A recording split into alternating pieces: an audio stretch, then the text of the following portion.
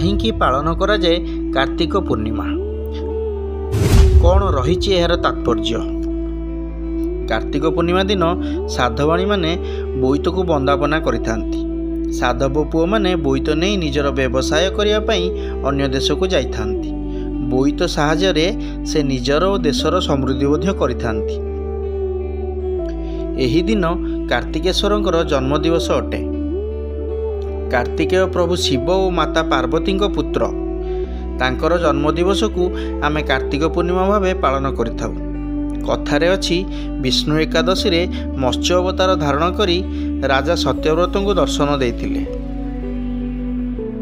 परे मनु डंगा प्रस्तुत करी वेदों को रक्षा करथिले।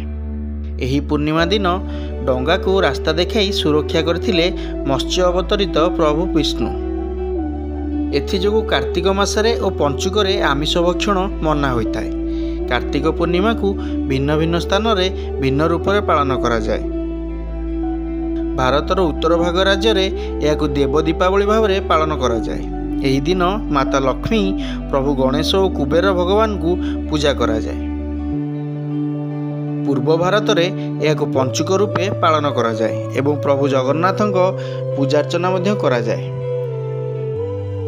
दक्षिण भारत और तमिलनाडु रे कार्तिक पूर्णिमा को स्कंद षष्ठी भाव में पालन करा जाए। एठारे 6 दिन जाए प्रभु मुरुगन को पूजा करा जाए। महाराष्ट्र रे कार्तिक पूर्णिमा को तुलसी विवाह भाव में पालन करा जाए। एही दिन विष्णु और माता तुलसींकर विवाह मध्य होइतिला। शक्ति सामर्थ्य और वैभव को पाइबा पई खूब धूमधाम रे कार्तिक पूर्णिमा पालन करा जाए। एही भली नुआ नुआ वीडियो पई आम चैनल को सब्सक्राइब करंतु।